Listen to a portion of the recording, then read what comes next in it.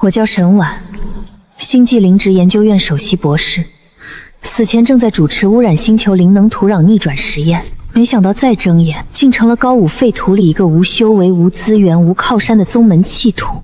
原身也叫沈婉，青兰宗外门弟子。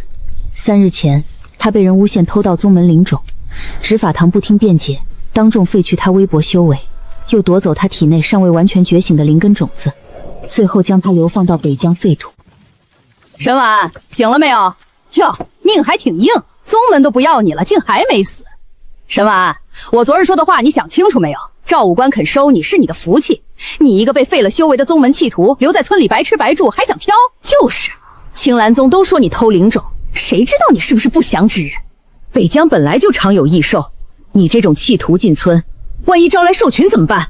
要我说，你要么跟赵武官过日子，要么就滚出村，别连累我们。说完了。异兽侵扰北疆多年，土地被浊气毁坏，粮食绝收，村房破败，武者低阶，这些事在我来之前就有。你们守不住村，种不出粮，打不过兽，就把罪名扣在一个刚被流放来的弃徒头上。你还敢顶嘴？我只是提醒你，蠢不是罪，但蠢还出来丢人，就是自取其辱。别在屋里耍横。沈婉，你别不识抬举，你没修为，没粮食，没男人护着，能在这鬼地方活几天？我活几天是我的本事，你若想赶我出村，就拿出村规，拿出凭据，证明我招兽害人。拿不出来就闭嘴。好，好，我倒要看看你骨头能硬到什么时候。这是原身被逐出宗门时藏在衣缝里带出来的残存灵种，灵性枯竭，外壳受损，普通灵植师看一眼都嫌浪费力气。没牙未死，还有救。他在干什么？开荒？这废土几百年都不长粮，他还想种地？果然是被宗门赶出来，自己疯了。土层越往下，浊气越重，但结构并非完全死效。只要先做小范围净化，再用耐浊灵种试验，就有机会建立第一块试验田。沈姑娘，听说你今日和王翠莲闹得不愉快，那婆娘嘴碎，你别放在心上。不过她话糙理不糙，北疆这地方，女人想活得安稳，总要找个靠山。你能让这片地长粮？什么？能挡住异兽？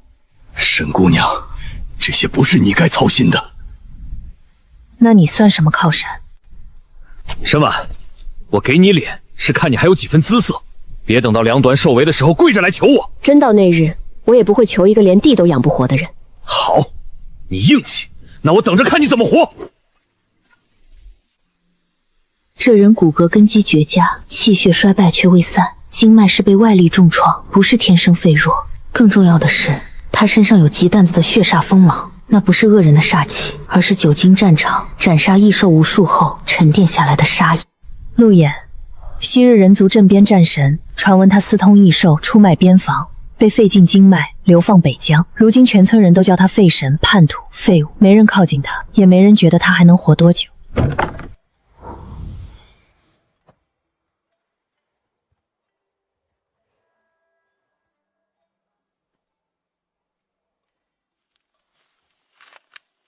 沈姑娘，村里仁义，没让你饿死，可这粮也不是白给的。你要是识相，今晚就去赵武官屋里谢恩。一个弃土，灵根都没了，还真当自己是宗门仙子？他若不跟赵武官，难不成跟隔壁那个废人过日子？怎么，你还真看上他了？沈婉，我劝你清醒点儿。赵武官至少有粮、有刀、有屋，陆衍有什么？一身废脉，一张骂名，还有一口等死的气。沈姑娘，昨夜想清楚了吗？北疆不比宗门，女人太硬气，容易死。我需要一个能守住田的人。这里不是你该来的地方，你找错人了。我是废人。别人这么说，你也信？你站不起来，我就先养到你站起来。你凭什么？凭我能让废土生粮，废土生凉，哈哈，他真疯了！青兰宗灵芝师都做不到，他一个被废的弃徒子凭什么？吹吧，看他能吹几日！给我3日，我让他发芽。我需要一个手甜的人。我护不住你，现在护不住，不代表以后护不住。我这副身子熬不了太久。命数这种东西，没到最后不该随便判。陆衍，我们做个交易，你护我安稳，我种田养你，我给你灵粮，续你气血，给你灵药，修你肺脉，给你重新握刀的机会。荒唐，不可能！这世上没人能修好我的经脉。可他的眼神太亮，也太稳，像荒原尽头忽然燃起的一点火。你只需要做一件事。什么？在它长成之前，别让任何人毁了我的田。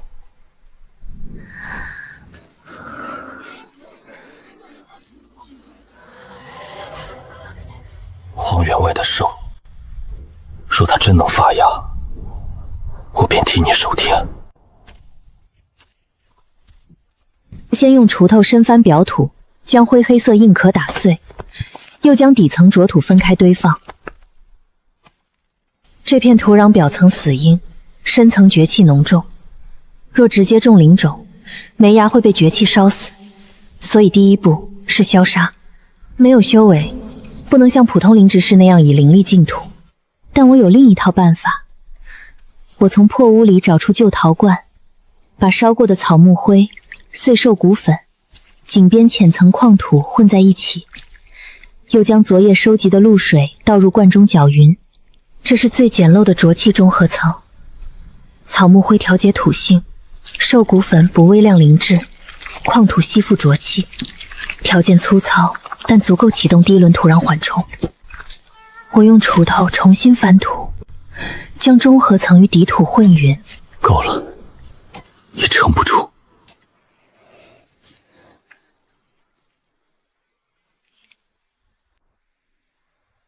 但萌芽仍有一线活性，先用指尖在种壳最薄处划开一道极细裂口，再将种子泡进一碗温水里，水中混了少量草木灰上青叶和兽骨粉净叶。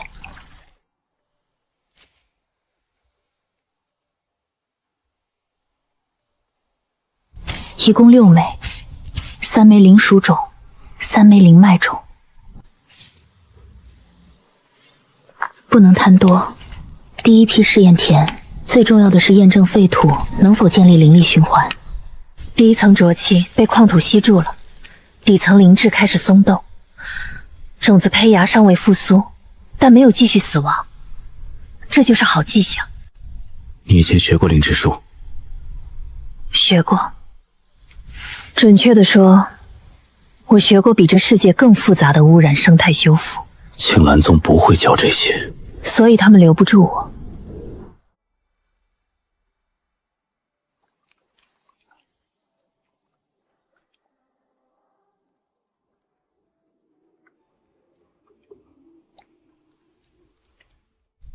你若失败，赵奎不会放过你。我不会失败。若废土真能生凉，村里人也不会放过你。陆衍，我负责让田长出来，你负责让他们不敢抢。我现在只能吓人。够了，很多人欺软怕硬，你只要让他们记起你曾经是战神，就够他们睡不安稳。战神这个称呼，我已经很久没听人认真说过了。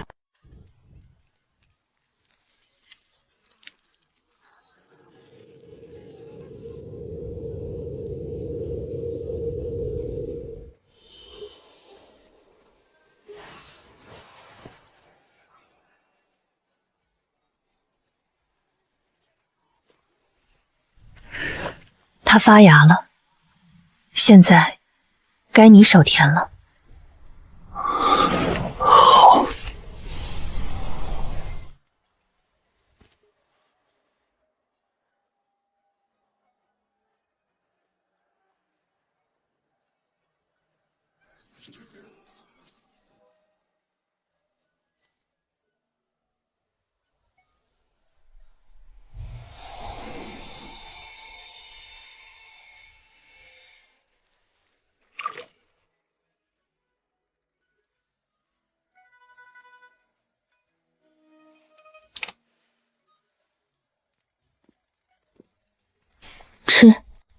不需要。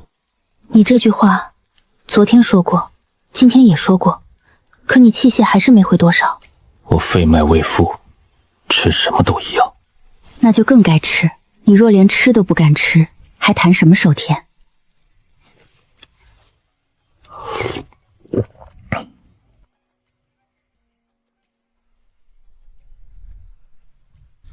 怎么了？没什么，有感觉？经脉里有点热。灵薯里的灵力品质远超玉骨，不仅能补充气血，还能温养受损五脉。再吃一点，你想恢复，就别装作自己不需要。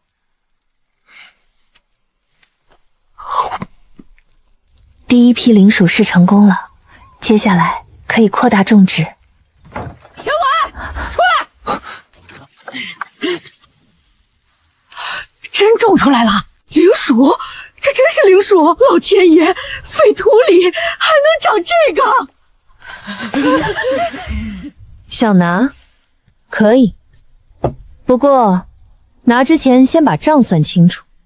这几块灵薯，从选种到催芽，从翻土到守叶，都是我和陆衍做的。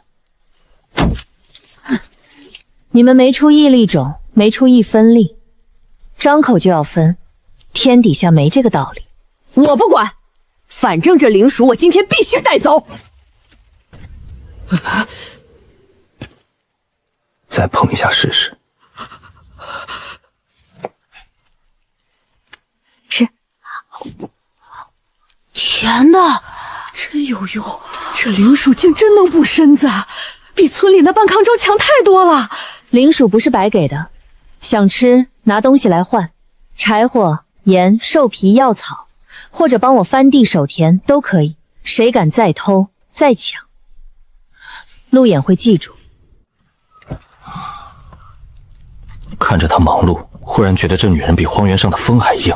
这东西真的在帮我松动暗伤，而且不只是一点点。灵田一旦见效，后面盯上的就不止村妇，而是整个村里的人心。人心一动，麻烦就会接踵而来。神碗那片地真长出灵薯了，陆衍的废神今天居然站起来了。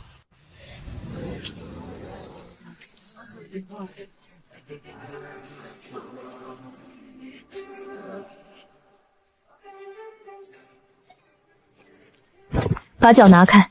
哼，你算什么东西，也敢命令老子？沈婉，你这灵田本来就该分给村里，大家都饿着，你凭什么私藏？我开荒时，你们说我是疯子；灵薯长出来，你们说该大家分。天底下的便宜都让你们占了。少废话！你一个流放弃徒，住在村里就该听村里的。我们也不为难你，灵薯种苗交出来，咒法写下来，这片田以后归村里管。归谁管？自然是归能护得住的人管。你瞧不起我？不是瞧不起，是没看见你有什么值得瞧得起的地方。他就是仗着陆衍那个废神吓唬人，可废神再凶，不也坐在轮椅上？他能挡得住我们这么多人？沈婉，我数3声，1、2。我最讨厌别人碰我的试验田。我的眼！这是我处理土壤时调配的浊气吸附灰，掺了干辣毛粉和碎矿尘，平时用于驱虫防兽。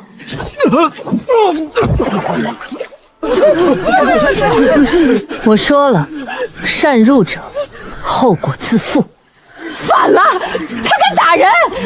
大家一起上，把田掀了！陆野，怕什么？他就是个废人，经脉都断了，装神弄鬼！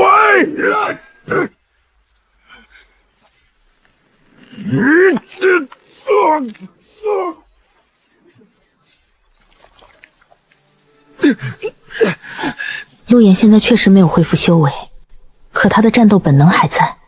杀过高阶异兽的人，哪怕只剩1成体魄，也不是这些村中武民能比的。谁准你们动他的田了？这是村里的地，他一个弃徒凭什么？这片地是他开的，种子是他救活的，灵粮是他种出来的。你们想要可以换，想抢，想抢，先问问我答不答应。我知道灵属有效，却没想到效果这么快，短短几日，他已能短暂站立，甚至借战斗本能压制低阶武者。陆岩，你想在村里伤人？他们毁田抢粮时，你在哪儿？赵武官若要主持公道，正好王铁山等人擅闯私宅，损毁灵田，意图抢夺粮种，按村规，该怎么处置？赔偿。赵武官，闭嘴！被踩坏的灵属苗，每株赔10斤杂粮，外加3日劳力，修复田埂。你抢劫啊！赔，我赔。刚才田的人，一个不少。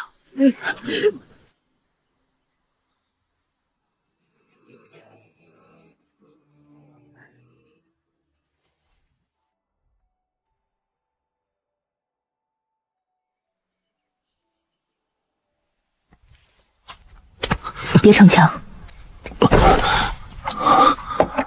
吃了。我还没弱到需要你喂。你刚才差点站不稳，不过做得不错。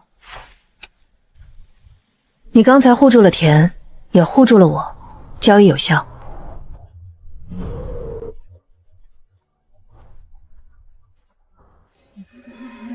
异兽，大批地阶异兽朝村子来了！兽潮来了！都别乱，拿武器守住村口！都是神丸，他种的邪门灵粮把异兽招来了。对，灵粮有气味，肯定是他们闻着来的。把他的田毁了，异兽就不会来了。蠢货！异兽从北面来，风从西南吹，我的田在村东南，气味怎么引过去？能动吗？能。多久？给我杀几头。那就守宅院，不去村口。你现在没完全恢复，去村口就是被耗死。守住我们这里，保住灵田和种园，才有后路。他说的对，我那不是当年巅峰状态，不能再靠一人硬扛整条防线。没有阵盘，没有灵石，但能用灵芝本身形成简易护田阵。等会儿异兽靠近，别追，他们会被灵芝气息扰乱，冲势变慢。你只杀冲进来的。你对异兽很了解？对污染生物很了解。兽候已经逼近。成了，这阵法简陋却有效。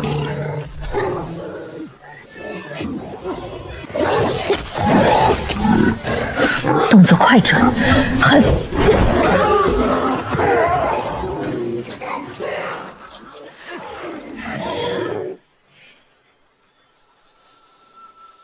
救命啊！快跑！挡不住了！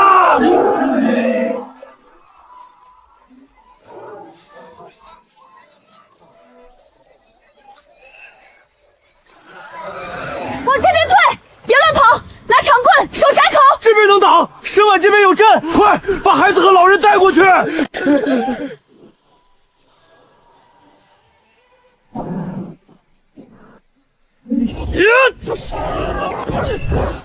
吃，灵力入腹，气血会略微回升。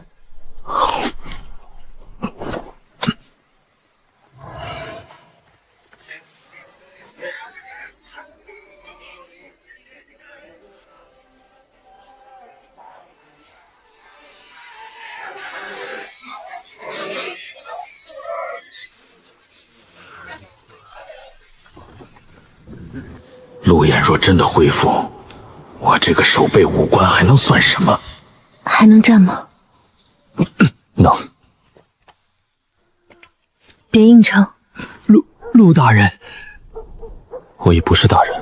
今晚若无你和沈姑娘，村东必破。老朽替家人谢过。兽潮不会只来一次，今晚只是低阶试探。村防太弱，粮食太少，武者气血不足，下一次来的更多，你们挡不住。那怎么办？修防线，扩灵田，仲良，恋人。你说的轻巧，废土怎么扩？两种哪里来？修防线谁听你的？想活的，听他的。强腐蚀性，高浊气，但灵能活性很强。沈姑娘，那是异兽血，沾了会烂肉的，所以别用手碰。疯了，连兽血都见。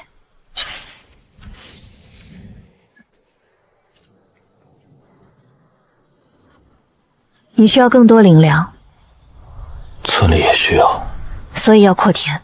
说干就干。兽潮还会来，想活就开荒。这废土真能种？能，但不是随便撒种就能活，需要翻土、浸浊、分区、守田。沈姑娘，你愿教？我教简化法，跟我干活的人按工分换灵粮，偷懒耍滑，逐出灵田队。敢偷种、毁田，交给路眼处理。沈婉，你这是想越过守备队，自己管村？我管田，你若能守村口，我没意见。修防线也需要人，赵武官若不想开荒，可以带人去补栅栏。开荒，村东废坡先划给灵田队，谁出力谁分粮。把人分成4组。收血土不许直接撒田，先封灌。黑硬土翻到下层，灰白矿土铺中间，种薯切块，每块必须带牙眼，田埂留沟，别让浊水回流。控制比例要极低，一旦浊气过量，灵种会死；但若比例合适，灵属会吸收其中能量，转化为更强的淬体灵粮。白木谈不上全熟，但雏形已成，这在北疆是从未有过的奇景。真长出来了，这么多粮，咱们今年是不是不用挨饿了？我这辈子没见过北疆有这么绿。继续搭建储物地窖。灵粮成熟后，最怕保存不当和被人盯上。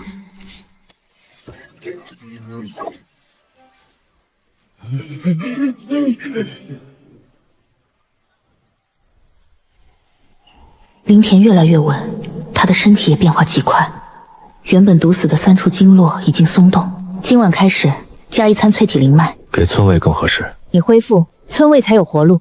别装大公司，你现在是我的第一战力。你的？我种粮养你，你守田护我，有问题？没有。赵守将，黑石村废土生粮，已有100亩灵田，属下亲眼所见，灵属灵脉，皆带灵光。废土生粮，千真万确。谁种的？一个青兰宗流放弃土，沈婉。陆岩呢？陆岩似乎能动刀了。前几夜受潮，他斩了10余头地阶异兽。当年陆衍被废后流放到这里，本该悄无声息的烂死，如今却靠灵粮复苏，这可不是什么好消息。继续探，查清灵田产量、守卫人数、灵种来源。试试。金白鼠肉带淡淡清闻，灵气比第一批浓了近30%。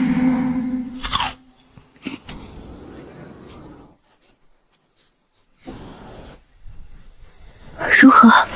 经脉在血。淬体灵粮成功了。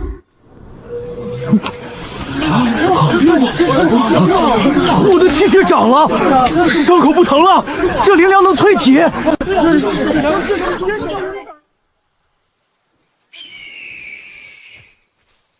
灵田量产的消息一定藏不住。守将的人，麻烦来了。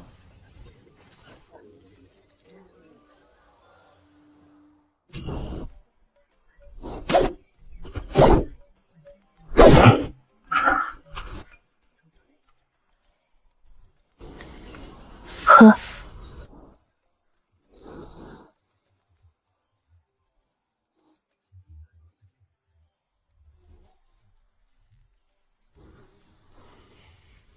突破了，勉强入中阶。从废脉将死到重新踏入中阶武者，只用了不到半月，若传出去，足以震动整个北疆。今天开始，灵脉加量，疗伤草汤减半。你的经脉已经承受更强的淬体量。你倒比我还清楚我的身体。我是种粮的，当然要知道粮喂到哪一步。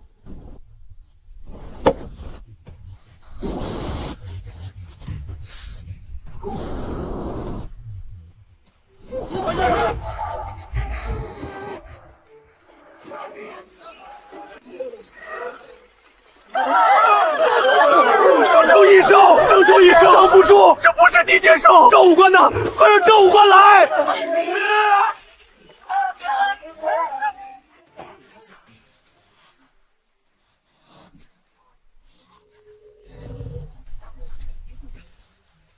赵文官，快杀了他呀！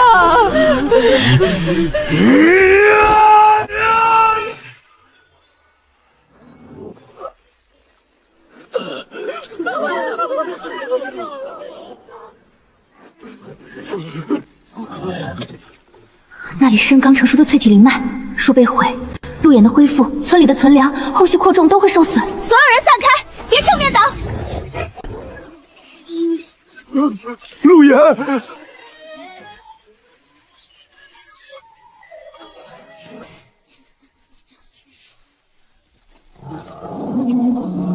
黑甲兽正面防御极强，侧颈甲缝才是弱点，但它速度快，冲撞重，普通人根本靠近不了。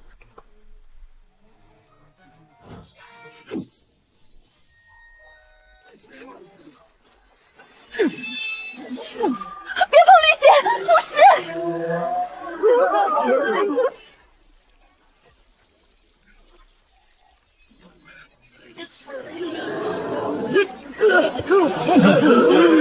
他刚入中间，经脉还未彻底稳固，不能久战。这是我用异兽绿血灼肥催生的新品，还没完全成熟，但能短暂释放麻痹之液。陆岩，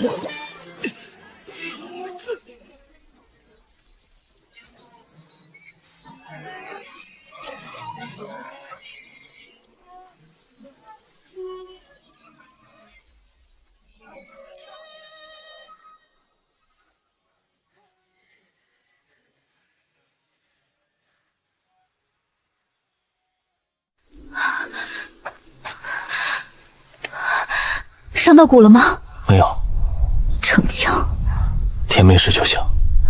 你也得没事。陆大人斩了中阶兽，陆大人还活着，战神真的回来了，我们有救了！怎么，有人驱使他？中阶异兽不会孤单独冲村，有人在试我们。边陲守将赵恒，陆眼刚斩中阶异兽，复苏之势再也瞒不住。看来他们怕你活过来。这头中阶异兽尸体应归守备队处理。你杀的，陆眼杀的，我辅助控兽，绿血、兽骨都是我们的。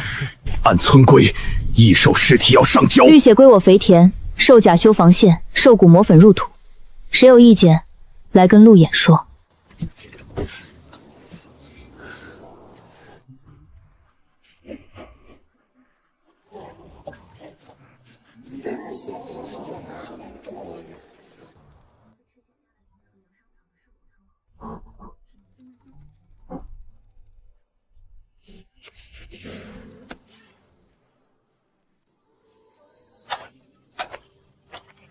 赵恒会出手，来的正好。灵田扩得太快，总要有人撞上来，给我们立威。你恢复的也太快，正好需要一场更大的仗，让他们看清楚，废神已经不是他们能随便踩的人了。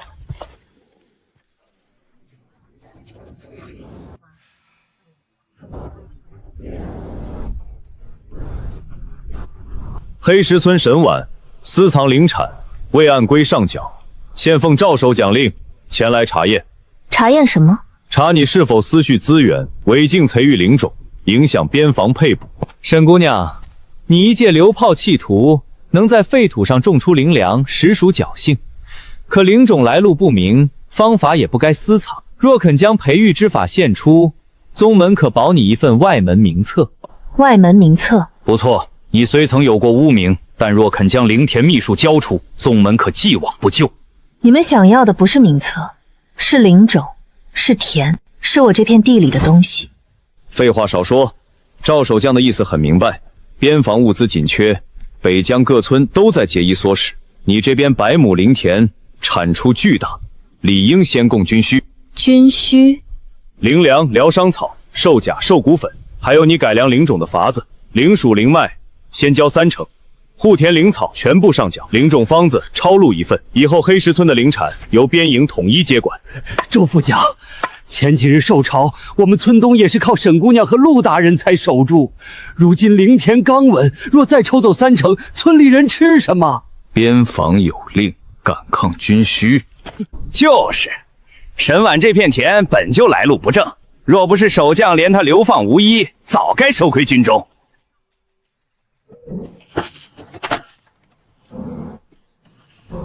昨夜斩兽的是我，然后呢？灵田护村也是我和沈婉守的。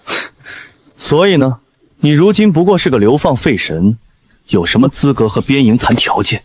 别急，你说边防缺粮，是，缺到要抢黑石村的灵田。这是征调，不是抢。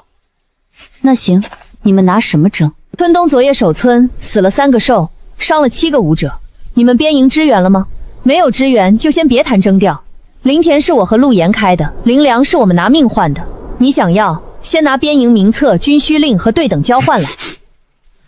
你一个流放弃徒，还敢和边营讲交换？不讲交换，难道讲贵？沈婉，别把自己抬太高。边营若真要拿，你拦不住。那你试试。你们真要查，就先查灵田账目，这是我们自己吃的，这是救村卫的，这是守村伤员的，这是给老人和孩子的。你们说我私藏资源，那请问，这100亩灵田里有哪一株是你们出的种？有哪一寸土是你们翻的？是啊，灵田是沈姑娘自己开的，昨夜受潮，边营可没来人。灵种若不能入宗门备案，便属于私自肥育。你若不交，宗门完全可以定你一个违逆灵职律的罪。哼，灵职律，北疆边陲，什么时候轮到你们宗门管了？再说一个字试试。陆岩，你敢在边营面前动刀？你们敢来抢田，我就敢动。行，今天我不和你争口舌，但这田你迟早得交。我也告诉你一句，这田谁来都能谈，唯独抢不行。你以为斩了几头兽，立了点小功，就真能在北疆站稳？沈婉，你最好祈祷下一次受潮别来得太快，你会后悔的。你真打算把灵粮分给周边村子？分。那边引若再来呢？那就让他们知道灵田不是一把就能掐死的火。分出去的粮越多，来抢的人越少。想垄断的人最怕什么？最怕所有人都活得起来。凡是出力守村的，可来换灵粮、疗伤草和禁兽骨粉，不白给，但也不再只供黑石村的一家。沈姑娘，这是我家能拿出的全部了。我家小子昨夜伤了腿，求一份疗伤草。我们村冬天就靠灵粮活命，求您别断了。陆野，开仓。全开。开一半，先救急。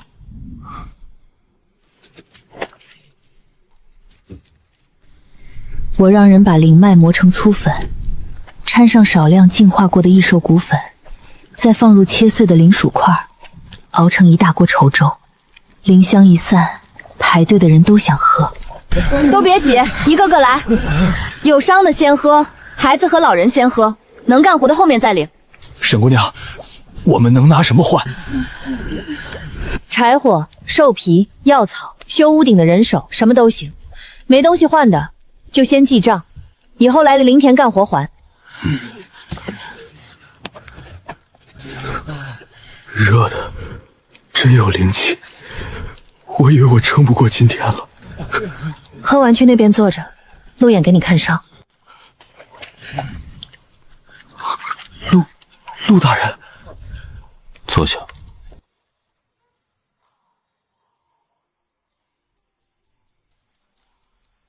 不能乱给，我让老李真登记，每户家里几口人，谁受伤，谁缺粮，缺多少，全记清楚，然后按轻重罚，先救伤兵，再救孩子，最后才轮到健全劳力。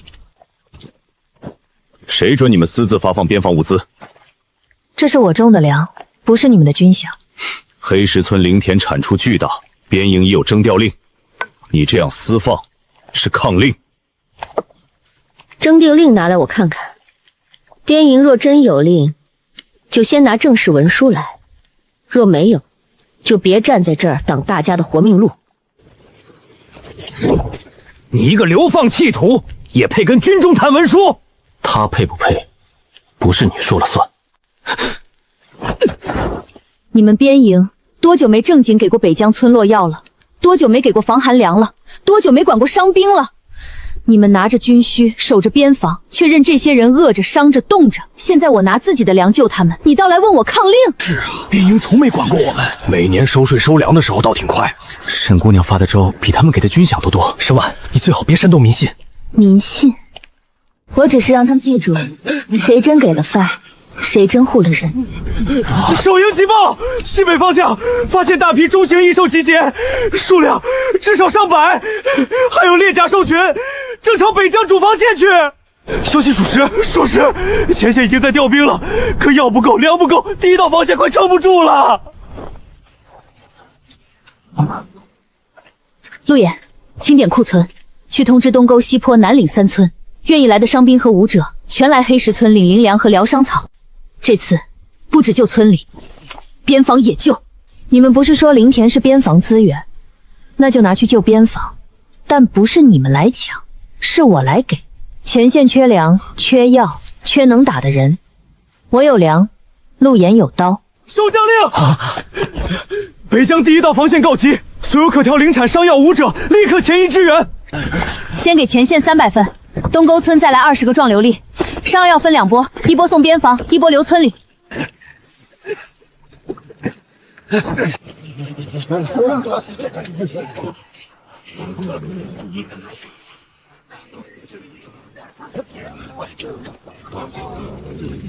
第一批支援队伍出发，陆燕亲自带队，领10几个吃过灵粮的武者，押着粮车往前线去。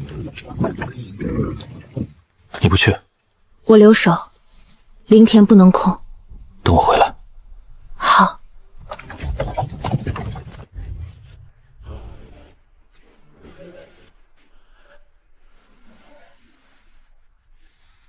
中型兽潮已经到边防了。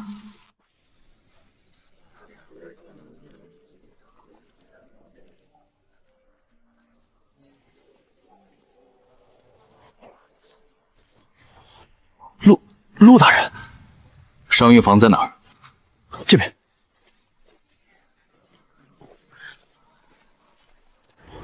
药呢？早没了，上面说后方调拨不到，边营库存也空了。空什么空？赵恒那个狗东西明明扣着要粮，说要等主防线彻底告急再放。沈婉猜的没错，守将不但想抢灵田，还在隐瞒灾情克扣物资。可野兽不会等他的算计。卸车！灵粮，真是灵粮？哪里来的？黑石村沈姑娘送来的，这能做战粮，也能熬药粥。先救重伤，能马上回到城墙上的轻伤武者，优先喂灵粮。被浊气侵染的伤兵，先用疗伤草汤压住。彻底失去战力的人，转移到后营，别占前线通道。我还能守？你不能上！我不上，墙就破了。再喝半碗，半个时辰后上2线，不许冲前。受潮再冲，北疆裂口守不住了。陆岩，守将令，让你带人守东段。东段不急，中央缺口要破了。这是军令。等中央破了，你拿军令去喂兽。跟我。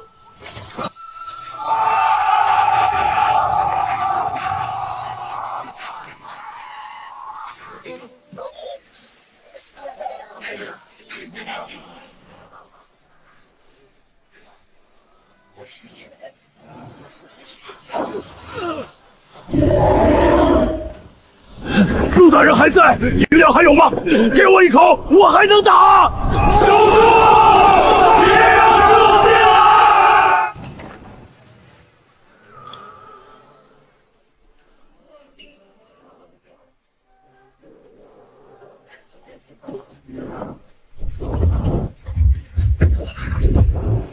不够，药也不够，若再冲一轮，伤兵营撑不住。前线不是缺一点良药，是全军断粮断药。赵恒压着物资不放，已经把第一防线推到了悬崖边。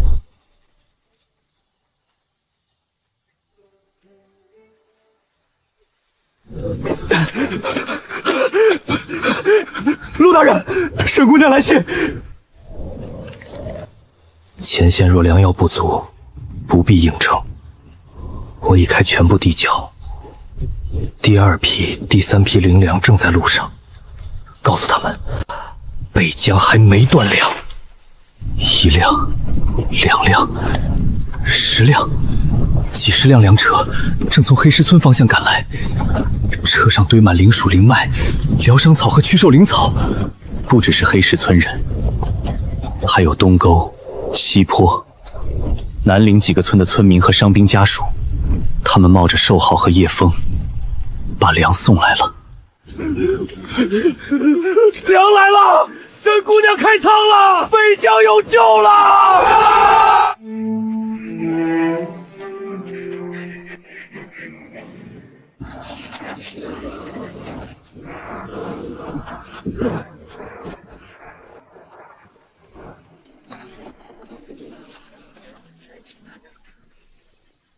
灵麦、灵薯、疗伤草、驱兽灵草、禁兽骨粉，全都按不同用途分装，连熬粥的柴火和大锅都一并送了过去。还够吗？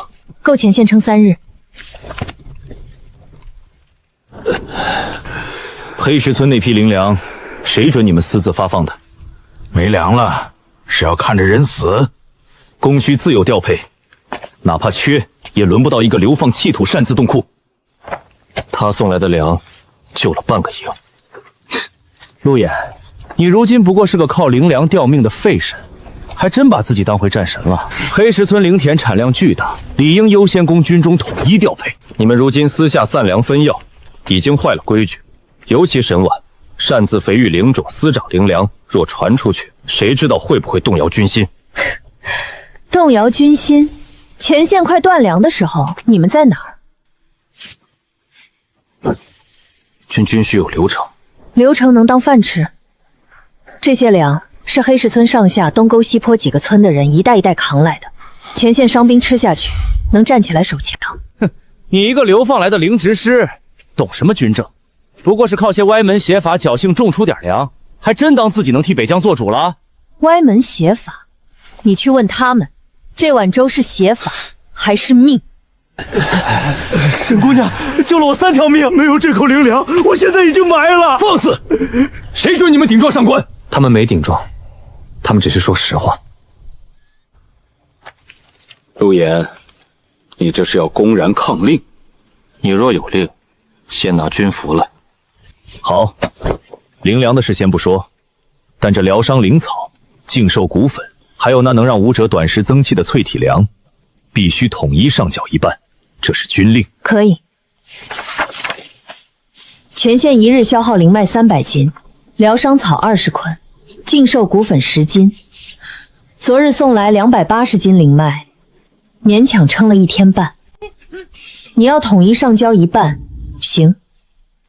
那你先告诉我，少掉的一半拿什么补？军中自有办法。那就请你当着所有人的面把办法拿出来。你们想要灵粮？可以，先按战功、伤势、守强时长分配，轻伤者减半，重伤者优先。空口来抢的一例没有。黑石村送出的粮不养吃白饭的。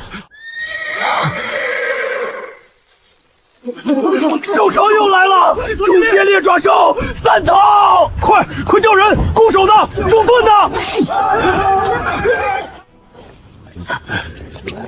灵粮分发完的武者，跟我走。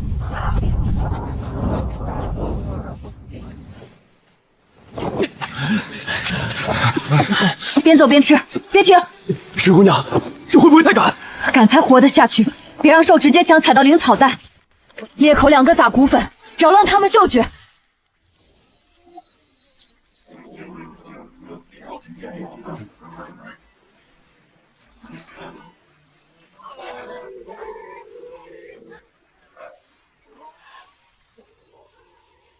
上！守住！别让兽过裂口！报！西北荒原发现高阶兽上踪迹，兽群在集结。兽王，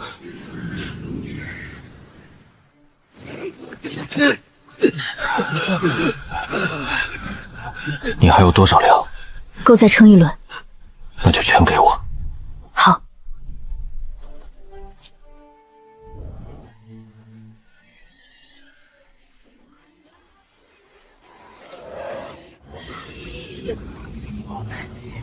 那不是普通兽王，若他亲自冲抢，第一防线多半撑不过今晚。所有灵粮按3类分，重伤者半碗疗伤粥，手强者1份淬体粮，突击队加1份兽骨灵粉。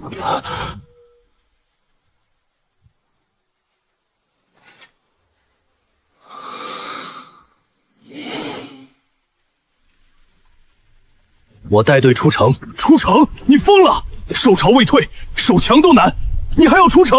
守强只会被耗死，兽王不死，兽潮不会退。可你现在才恢复几成？万一你死在外面，那你守。我需要30人，吃过灵粮，能跟上节奏，敢死。我去。我去！算我一个！断臂的留下，你守2线。出城要突进，你跟不上会拖阵型。不要提前吃，气血断荡时咬碎，绿血溅到皮肤，立刻用灰粉覆盖，不准用手擦。遇裂甲兽，攻关节和甲缝。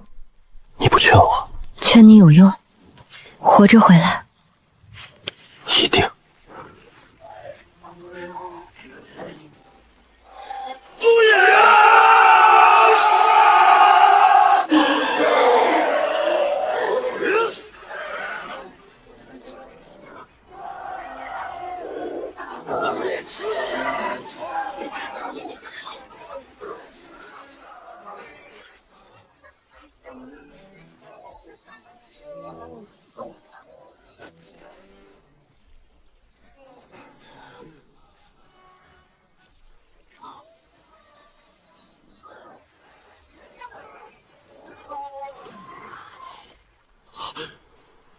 他们被包了！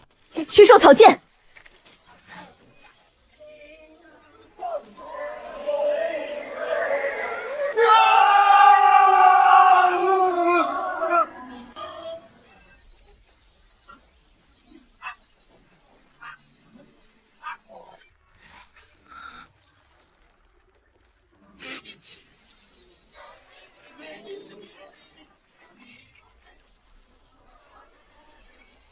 啊！高阶，他回到高阶了！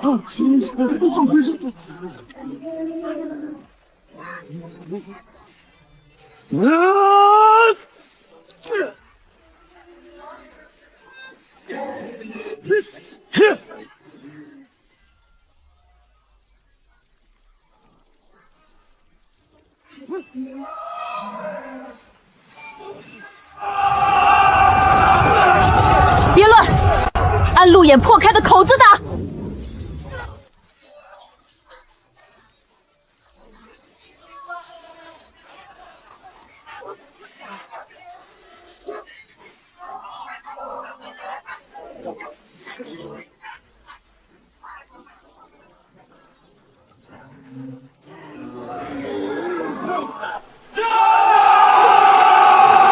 兽王死了，防线守住了，陆大人战亡，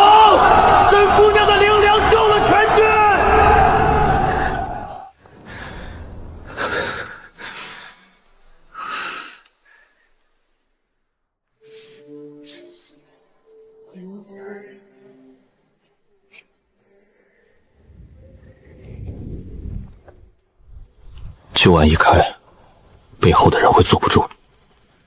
那就让他们坐不住。你越强，他们越怕，怕了才会露出尾巴。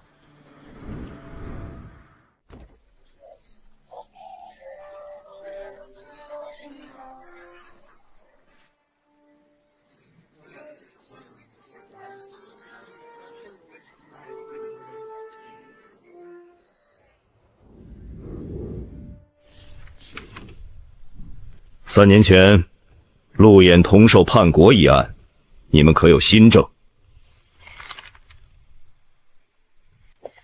这是黑石村送来的灵粮往来记录，这是边营军需克扣账，这是赵恒派人来抢田，借受朝逼供的口供。这些和3年前的旧案有什么关系？有。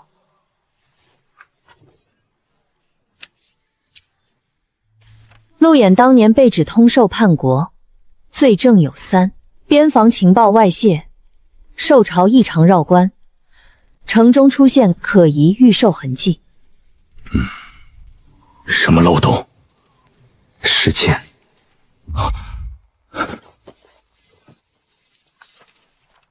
情报外泄那日，我在北县亲征，右臂被异兽骨刺贯冲，7日未醒。轮值部、随军医官记录、战损文书，都能证明我不可能出现在泄密点。第二，受朝绕关也有问题，若一受人驱使绕关，不可能完全无痕迹。3年前那波受潮留下的玉兽印，不是北疆常见兽纹，而是人为处理过的2次烙印。你怎么知道？因为现在我们又见过1次。所以不是兽在作乱，是人借兽作乱。第3，通兽的人证。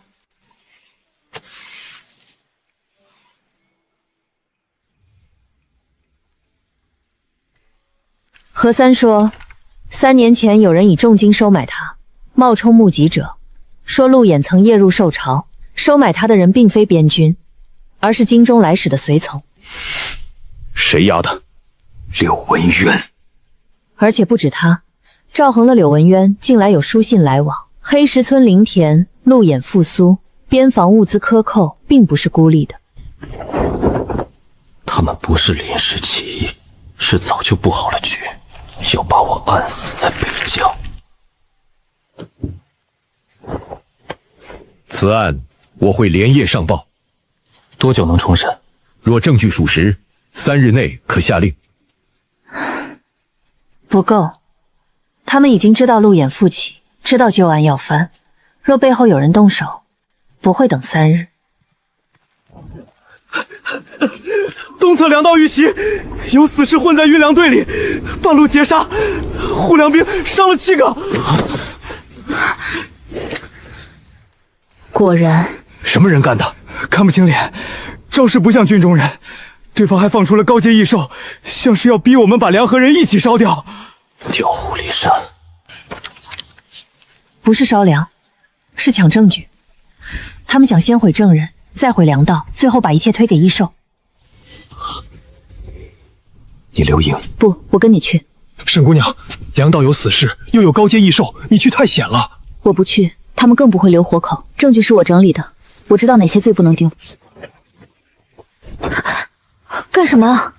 风大，你别动着。有多少死士？至少10人，个个都是狠手。高阶兽几头？3头猎骨兽。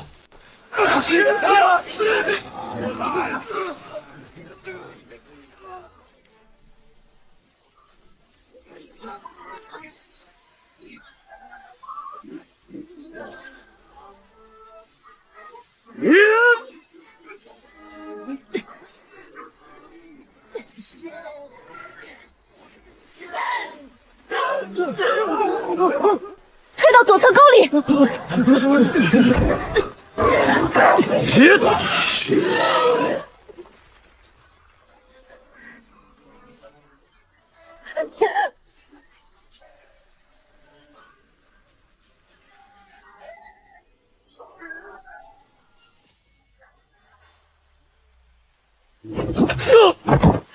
卷轴拿到了吗？拿到了。走。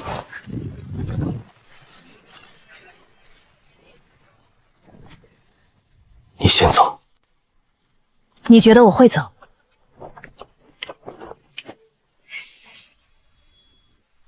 要么一起活，要么一起杀出去。好。左肩别再发力。做不到。那就尽快杀完。正合我意。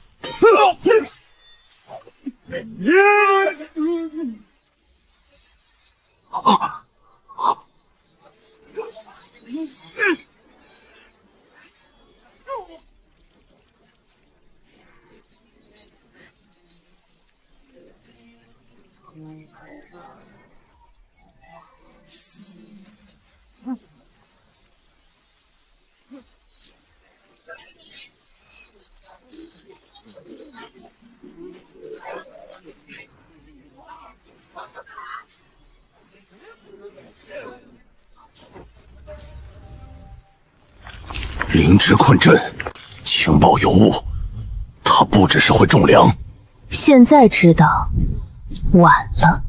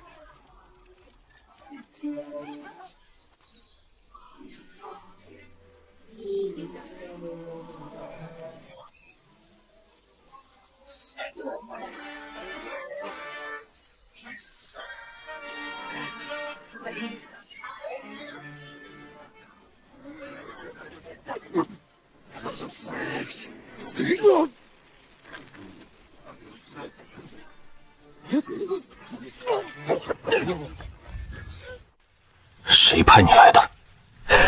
陆岩，你翻不了岸，你活着一天，他们就会杀你一天。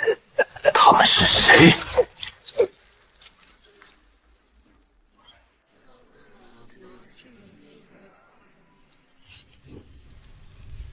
柳文渊的人，还有收印势力。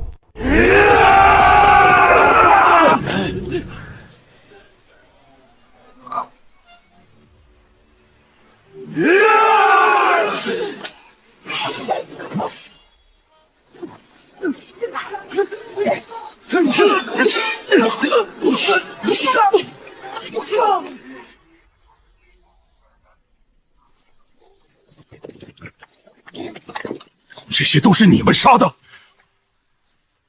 证据保住了，把这个也画进去。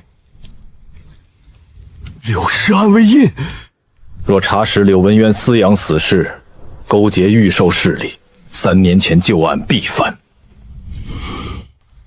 伤了？擦伤，你比我重。闭嘴，坐下。这次多谢。交易而已。你护我和田，我养你副刀，现在还要一起翻案。朝堂急令，重启路演通授旧案，押解赵恒、刘桑入审，传讯柳文渊，封存当年案卷。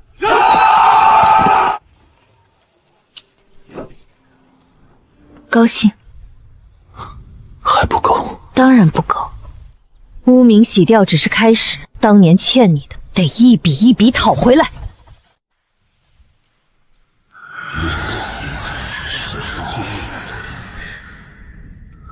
北疆第一防线血战在前，黑石村灵粮攻军在后，路演侵斩高阶兽王神丸稳供前线，功在边陲。令旧案中御兽印残痕、伪证人供词、边营司寇军需、柳文渊暗卫印皆已核实。陛下，臣冤枉。路演旧案当年证据确凿，若如今只凭几个边陲小案便翻案，恐难服众。证据确凿？那请问，3年前路演右臂被异兽骨刺贯通，昏迷7日，如何夜入兽巢传递军情？再问，何三供词中写明，他被京中来使随从重金收买，伪作目击者。为何这份供词从未入朝复核，直接被定为铁证？一个流放弃徒，也敢在朝堂质问大臣？他敢？当年所谓通兽证据，和如今北疆中阶猎骨兽身上御兽印出自同一套手法。柳大人若说旧案无关，那请解释，为什么你的人会和边陲御兽势力用同样的暗印？陛下，臣一时失察，绝无兽之心。失察？边营缺粮断药，前线死伤无数，你压着军需不放，任死时截杀粮道，这也叫失察？当年我守北疆10年，从未退过半步。若真通兽，何须3年后再来斩王守城，替人族挡着兽巢？重查旧案。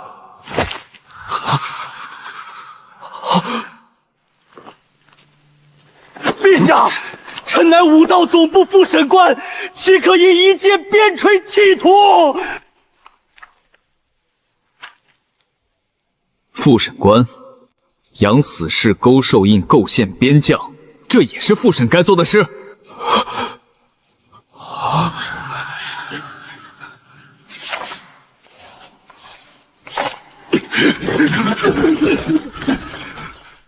黑石村神碗培育灵粮，救边防军民，平抑防兽，功在社稷。今封护国灵执师，赐金牌1枚，掌北疆荒土开垦之权。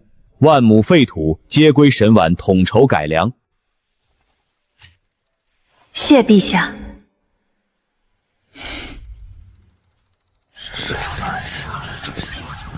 路演回来了，神丸也不是流放弃徒了，一个战神，一个灵执师，以后谁还敢动黑石村？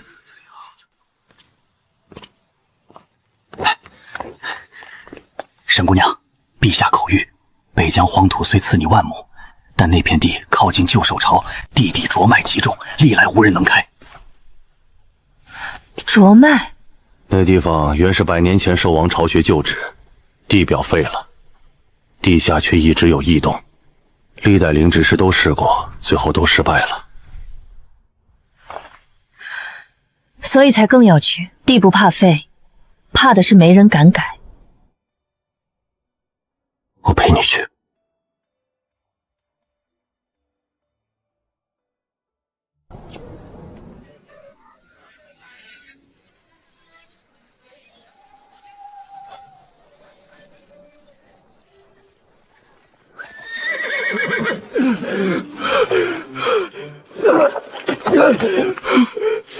报！北疆荒底地变，兽巢旧址有异动。万亩废土，还没开始改，就先醒了。回北疆。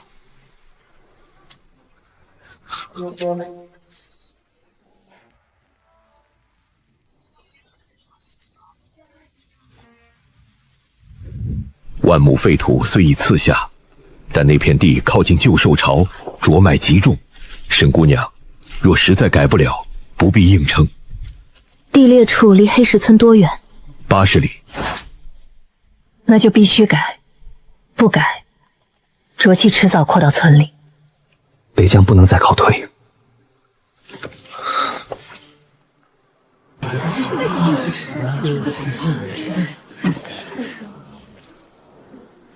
沈姑娘，陆大人，不必跪，去干活。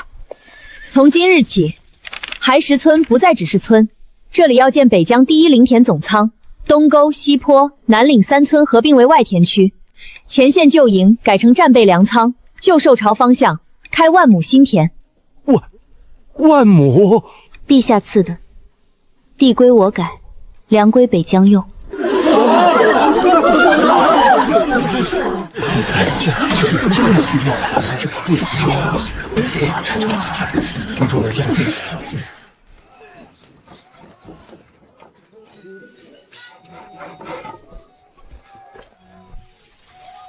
孩子也要学，会识字，才不会被一纸檄文骗走命。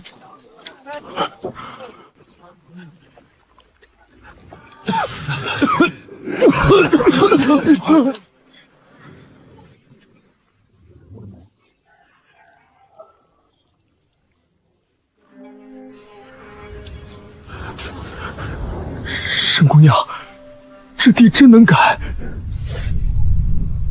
能改。第一步，挖隔浊沟；第二步，铺矿土吸附层；第三步，引绿血佐肥入风灌池，不许直接入田；第四步，先种驱兽灵草，不种粮。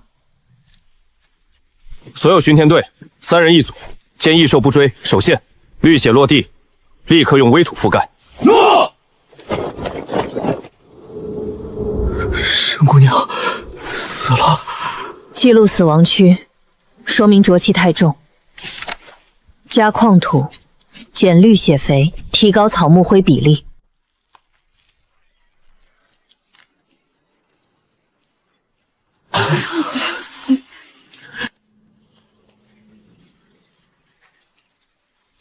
继续扩种，不许急着下良种。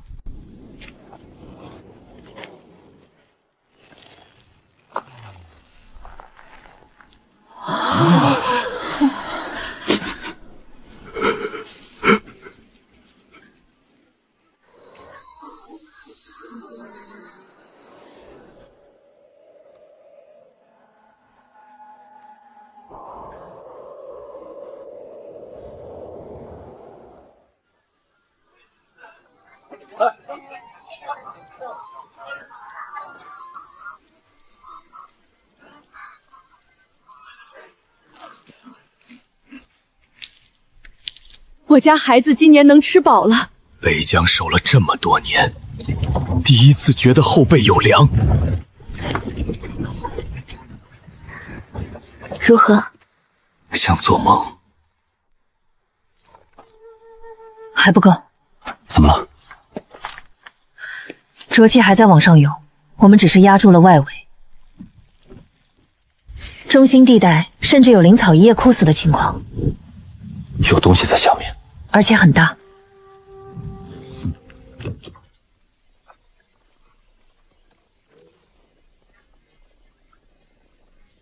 不好了，地底裂开了，有兽吼，很大。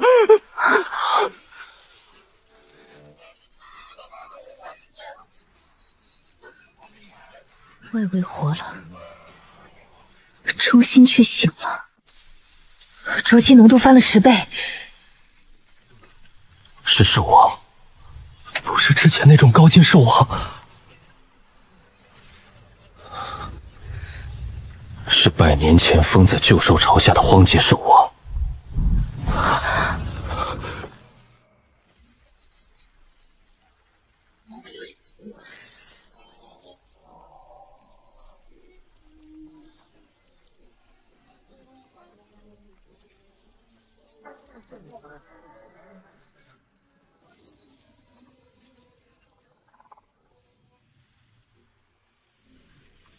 全军后撤到第1灵田防线，点燃驱兽草带，封闭旧兽巢外围3层沟渠。走。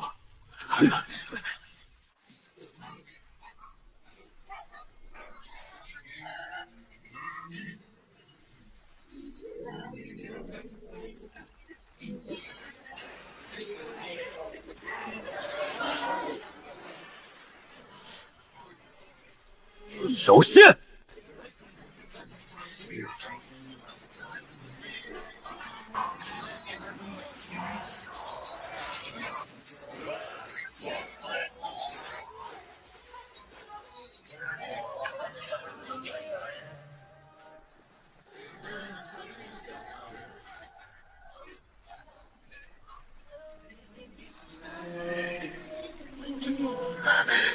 这不是旧巢局部暴乱，是覆盖整个北疆的兽潮。西岭方向告急，东荒哨所出现中介兽群，南侧被异兽冲断，主防线求支援。沈姑娘，怎么办？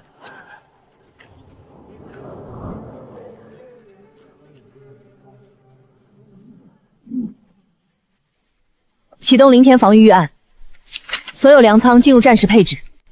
灵薯饼、淬体灵脉、疗伤灵膏，按防线分发。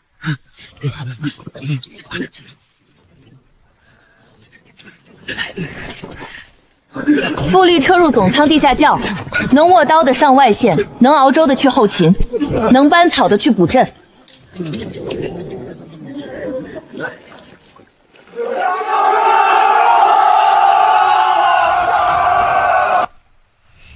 你去主防线，你呢？我守灵田中枢。兽王刚破风，力量还没完全恢复，他一定会攻这里。那我更不能走。主防线若破，北疆百姓都会死。这里有灵阵雏形，我能拖。主防线没有你，拖不了。等我回来。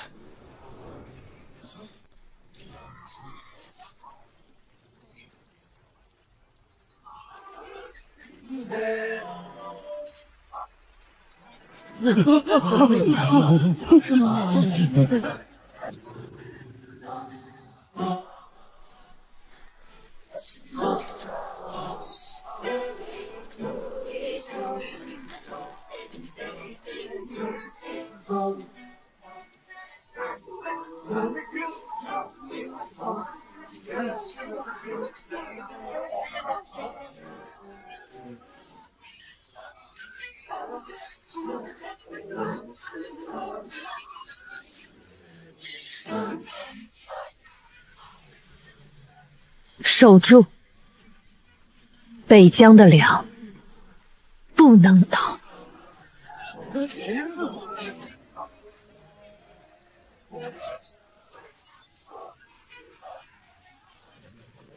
全军听令，吃灵粮，列战阵。今日守不住也要守，因为我们身后已经有粮了。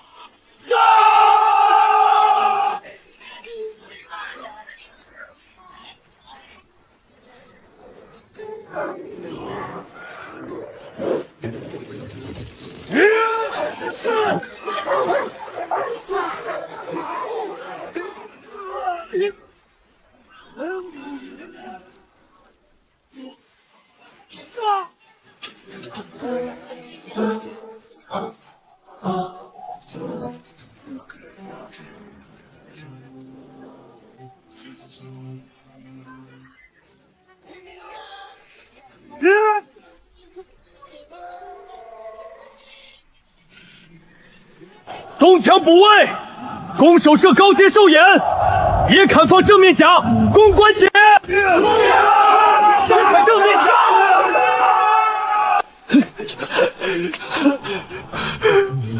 陆大人，西南防线快撑不住了，出现2头高阶兽统领。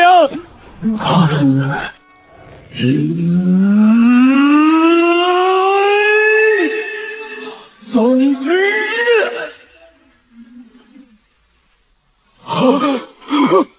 陆大人突破了，战神归天。主墙交给周琦。是。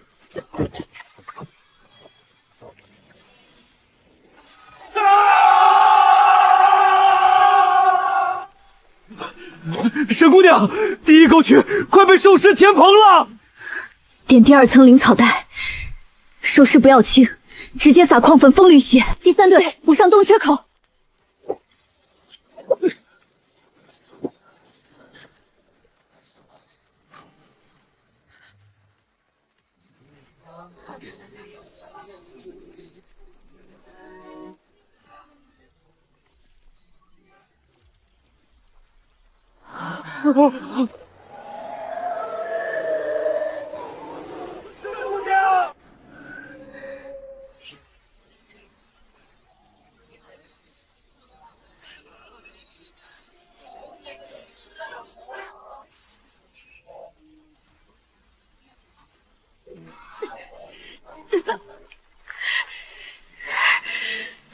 江陵天起阵！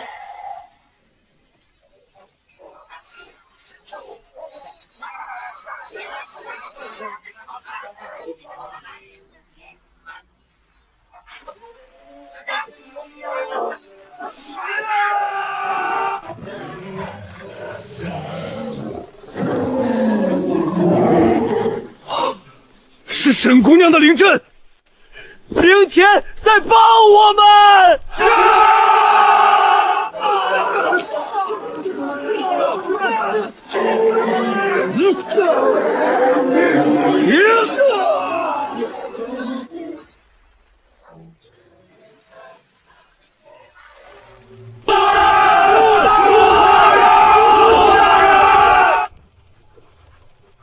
传令全军，主防线稳住后，所有预备队向旧兽巢推进。兽王不死，兽巢不退。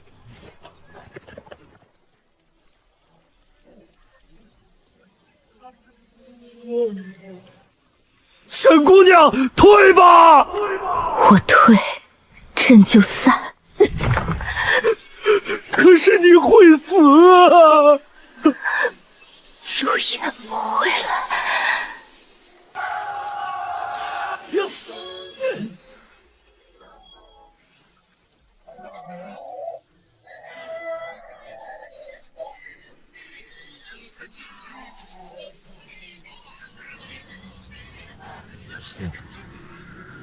刚走了。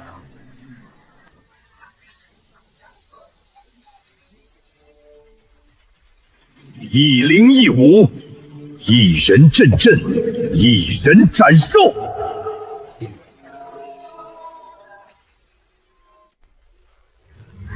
陆言，说，我能锁他3血，3血够了，不够也得够。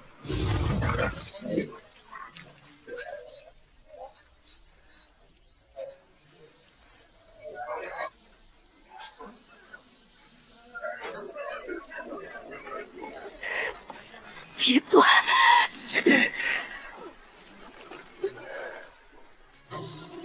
北江陵田阵！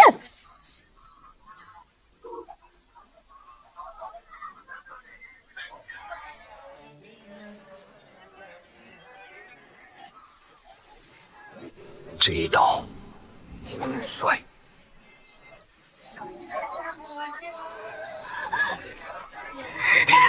别断！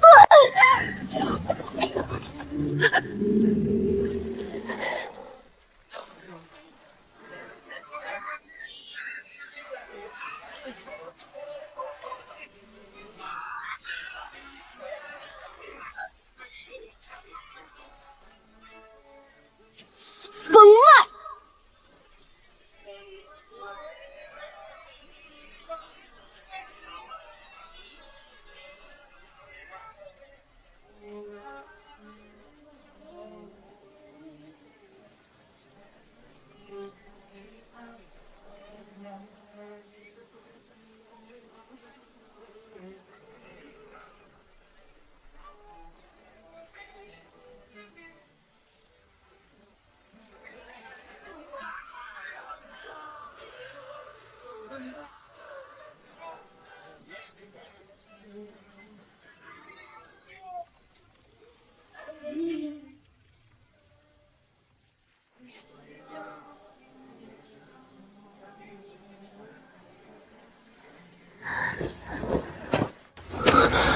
沈婉，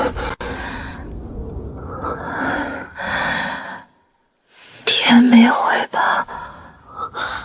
没回。你差点死。你也差不多。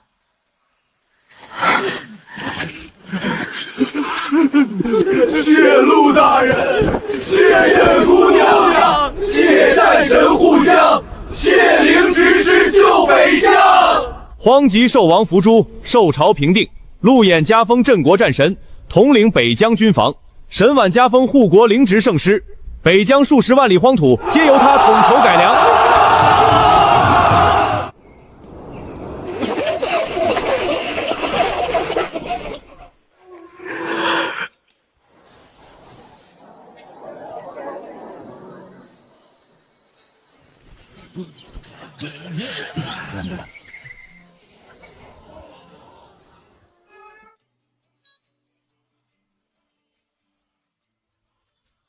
还冷？你现在很闲，边防稳了，